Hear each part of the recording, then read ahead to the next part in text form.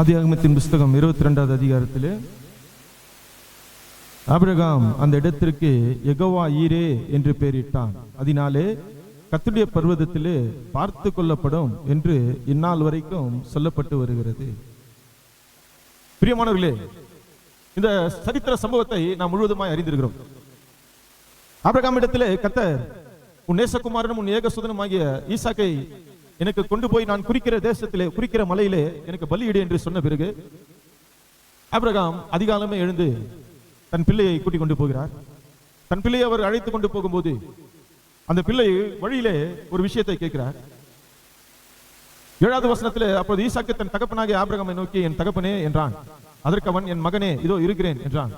அப்பொழுது அவன், இதோ நெருப்பும் கட்டையும் இருக்கிறது, தகன பலிக்கு ஆட்டுக்குட்டி எங்கே என்றான்.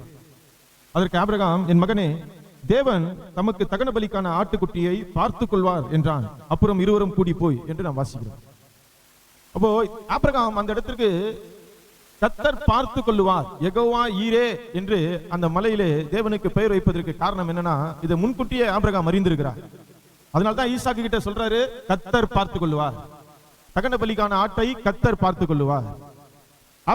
ஆபிரகாமுடைய வாழ்க்கை தொடக்கத்தில் இருந்து முடிவு வரையிலும் ஆபிரகாமுடைய வாழ்க்கையில இருந்த, ஆபிரகாமை எல்லாவற்றிலும் வழிநடத்தி வந்த இந்த ஒரு விசுவாசம் என்னவென்றால், கர்த்தர் எல்லாவற்றையும் பார்த்துக் கொள்வார், கர்த்தர் எல்லாவற்றையும் பார்த்துக் கொள்வார். ஆபிரகாமுடைய வாழ்க்கை தொடக்கத்தில் இருந்து முடிவு வரையிலும் அவரை நடத்தி வந்த விசுவாசத்தின் முக்கியமான நோக்கம், கர்த்தர் எல்லாவற்றையும் பார்த்துக் கொள்வார். பிரியமானவர்களே, நாம் தேவனை ஆராதனை செய்யும் போது, தேவனை தொழுது கொள்ளும் போது நாம் அதிகமாய் சார்ந்திருக்க வேண்டிய விஷயம், ஒரு ஆவிக்குரிய விஷயமானாலும், அல்லது உங்கள் உலக விஷயங்களானாலும், அல்லது உங்கள் வேலை விஷயமானாலும், அல்லது உங்கள் பிள்ளைகள் விஷயமானாலும், குடும்ப விஷயமானாலும், எந்த விஷயமா இருந்தாலும் தேவனிடத்திலே நீங்கள் ஒரு விசுவாச அறிக்கை எப்போதும் உங்கள் இருதயத்திலிருந்து வெளியே வந்து கொண்டே இருக்க வேண்டும். எல்லாவற்றையும் கர்த்தர் பார்த்துக் கொள்வார். இந்த விசுவாசம் இல்லாம, இந்த நம்பிக்கை இல்லாம உங்களால ஒரு அடி கூட ஆவிக்குரிய வாழ்க்கையை எடுத்து வைக்கவே முடியாது. ஒரு இன்ச்சு கூட உங்களால ஆவிக்குரிய வாழ்க்கையில முன்னோக்கி நகரவே முடியாது. இந்த விசுவாசம் இருக்கிற வரையிலும் உங்களுடைய வாழ்க்கை உயிருள்ளதாகவே இருக்கும். ஆபிரகாம் அதைத்தான் தன்னுடைய வாழ்க்கையிலே வெளிப்படுத்தினார். தேவன் அவரை அழைக்கும் போது, நான் உனக்கு காண்பிக்கும் தேசத்துக்கு போ என்று சொல்லும் போது, ஆபிரகாம் புறப்பட்டு வந்த உடனே ஆபிரகாமுக்குள்ள இருந்த முதல்ல தோன்றின விசுவாசம், அந்த தேசம் எப்படிப்பட்டது என்று தெரியாது, அந்த தேசத்துல யார் இருப்பார்கள் என்று தெரியாது, அந்த தேசத்திற்கு முன்பின்னே அவர் போனதும் கிடையாது. ஆனால் தேவன், உன் குடும்பத்தை விட்டு உன் வீட்டை விட்டு வந்துவிடு என்று சொன்ன உடனே ஆபிரகாமுடைய இதயத்தில் தோன்றின விசுவாசம், ஆபிரகாம் மரிக்கும் வரையிலும் அவரிடத்தில் இருந்தது. அதுதான் கர்த்தர் எல்லாவற்றையும் பார்த்துக் கொள்வார். என்னை அழைத்த தேவன், என்னை போக சொன்ன தேவன், என்னை முன்குறித்த தேவன், என்னை நடத்தின தேவன் எல்லாவற்றையும் பார்த்துக் கொள்வார் என்கிற விசுவாசம் ஆபிரகாமுக்குள்ளே இருந்தது.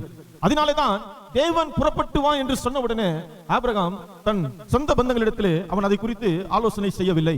தன் மனைவியிடத்திலே அதை குறித்து அவர் ஆலோசனை செய்யவில்லை. அவர் தேவனுடைய சத்தத்திற்கு கீழ்ப்படிந்து, அவருக்குள்ள இருந்த விசுவாசத்தின் தொடக்கமும் அவருக்குள்ள இருந்த விசுவாசத்தின் முடிவும், கர்த்தர் எல்லாவற்றையும் பார்த்துக் கொள்வார். போகிற தேசம் எப்படி இருக்கும் என்று தெரியாது, என் எதிர்காலம் எப்படி இருக்கும் என்று தெரியாது, அது எப்படிப்பட்டதாய் முடியும் என்று எனக்கு தெரியாது. ஆனால் ஒன்றே ஒன்று மாத்திரம் தெரியும், என்னை அழைத்த தேவன் எல்லாவற்றையும் பார்த்துக் கொள்வார் என்கிற விசுவாசம் அவருக்கு இருந்தது. அவர் புறப்பட்டு போனார். அவர் புறப்பட்டு போன இடத்திலே அவருடைய வாழ்க்கையிலே சம்பவித்த எல்லாவற்றிலும் அவர் தேவன் பார்த்துக் கொள்வார் என்கிற விசுவாசத்தோடு இருந்தார்.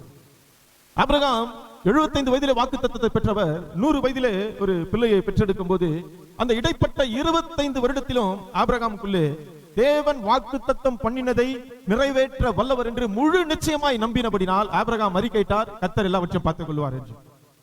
இந்த காலகட்டத்திலே, இந்த கடைசி காலத்திலே நாம் சத்தியத்தின் வெளிச்சத்தை அதிகமாய் அறிந்து கொண்டிருந்தாலும், தேவனுடைய வழிகளிலே நாம் அதிகமாய் நாம் பிரயாசப்பட்டு நடந்தாலும், நமக்குள்ளே எது நம்மை முன்னோக்கி ஊந்தி செல்லும் என்றால், எது நம்மை முன்னோக்கி எடுத்து செல்லும் என்றால், கர்த்தர் எல்லாவற்றையும் பார்த்துக் கொள்வார் என்கிற விசுவாசம் தான். இன்றைக்கு உன்னுடைய வாழ்க்கையில சூழ்நிலைகள் உன் தலைக்கு மேல போகலாம், உன் தலைக்கு மேல வெள்ளம் வரலாம், உன்னுடைய வாழ்க்கை தத்தளிக்கலாம். இது எப்போது முடியும், இது எப்போது இதிலிருந்து நான் விடுதலை ஆவேன் என்று சொல்லலாம். ஆனால் பிரியமானவர்களே, உன்னை அழைத்தவர் மனிதன் அல்ல, அவர் சர்வ வல்லமையுள்ள தேவன் என்பதை நீங்கள் உணர வேண்டும். தேவன் எந்த சமயத்திலும் எந்த நேரத்திலும் ஒரே ஒரு வார்த்தையினால், ஒரே ஒரு அதிசயத்தினால் உங்கள் வாழ்க்கையை புரட்டி போட முடியும். ஒரே ஒரு விஷயத்தினால் உங்கள் வாழ்க்கையை அவரால் புரட்டி போட முடியும். அந்த விசுவாசத்தோடு நாம் தேவனை ஆராதனை செய்யணும். அதுதான் ஆபிரகாம் செய்தார். ஈசாக்கு அவரிடத்தில் கேட்கும் போது அவர் சொல்லுகிறார், பலிக்கான ஆட்டுக்குட்டியை கர்த்தர் பார்த்துக் கொள்வார்.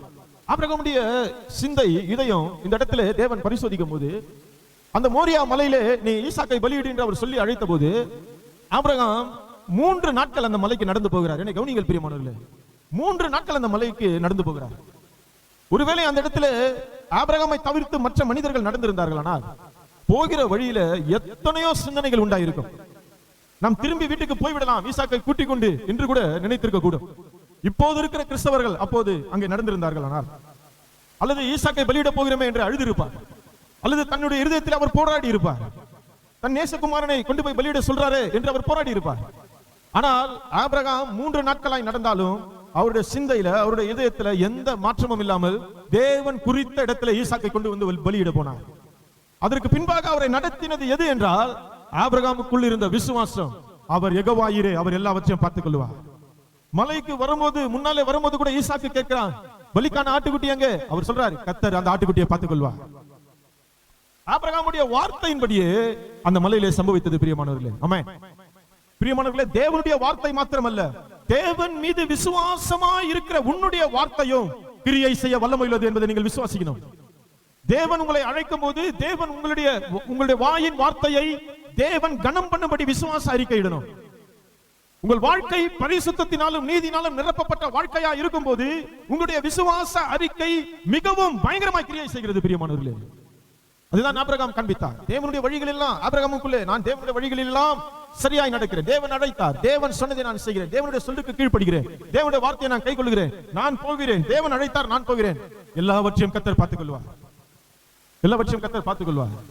அப்போ நாம அங்க பார்க்கிறோம் 13வது வசனத்துல, ஆபிரகாம் தன் கல்களை ஏறெடுத்து பார்க்கும்போது, இதோ பின்னாக புதரிலே ஒரு கொம்புகள் சிக்கிக் கொண்டிருந்த ஒரு ஆட்டுக்கடாவை கண்டான். அப்போது ஆபிரகாம் போய் கடாவை பிடித்து அதை தன் குமாரனுக்கு பதிலாக தகன பலியிட்டான்.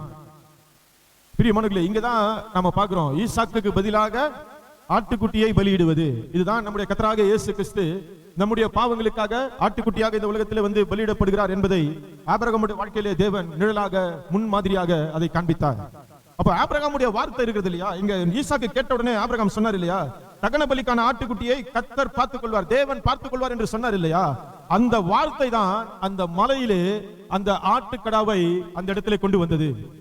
பிரியமானவர்களே, தேவன் அந்த விசுவாச அறிக்கையிடுகிறவர்களை தேவன் அவர்களுடைய எல்லாவற்றையும் சரியாய் நேர்த்தியாய் ஆளுகை செய்கிறார். நீங்கள் விசுவாசம் குறைந்தவர்களாய் நீங்கள் நடக்கக்கூடாது. வேதம் சொல்கிறது, விசுவாசம் இல்லாமல் தேவனுக்கு பிரியமாய் இருப்பது கூடாத காரியம். என் விசுவாசம் தேவனை பிரியப்படுத்தணும், என் விசுவாசம் தேவனை மகிமைப்படுத்தணும். அவன் அறிக்கையிட்டு விசுவாசத்தில் வல்லவனானான் என்று வேதம் சொல்கிறது ஆபிரகாமை குறித்து. விசுவாசத்திலே நீங்கள் தேவனை மகிமைப்படுத்த வேண்டும். நீங்கள் இயேசுவை நோக்கி நடக்கும் போது நீங்கள் சரியாய் நடக்க முடியும்.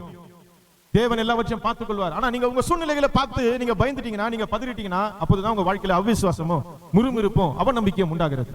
ஆனால் ஆபிரகாமுடைய வாழ்க்கை ஆரம்பித்ததிலிருந்து கடைசி வரையிலும் ஆபிரகாமுடைய வாழ்க்கையில இருந்த ஒரே ஒரு அறிக்கை, யெகோவாயிரே, அவர் எல்லாவற்றையும் பார்த்துக் கொள்ளுகிறவர், எல்லாவற்றையும் அவர் பார்த்துக் கொள்வார். ஆபிரகாம் யுத்தத்தை சந்தித்தார், ஆபிரகாம் பஞ்சத்தை சந்தித்தார், ஆபிரகாம் சோதனைகளை சந்தித்தார், ஆபிரகாம் பயத்தை சந்தித்தார்.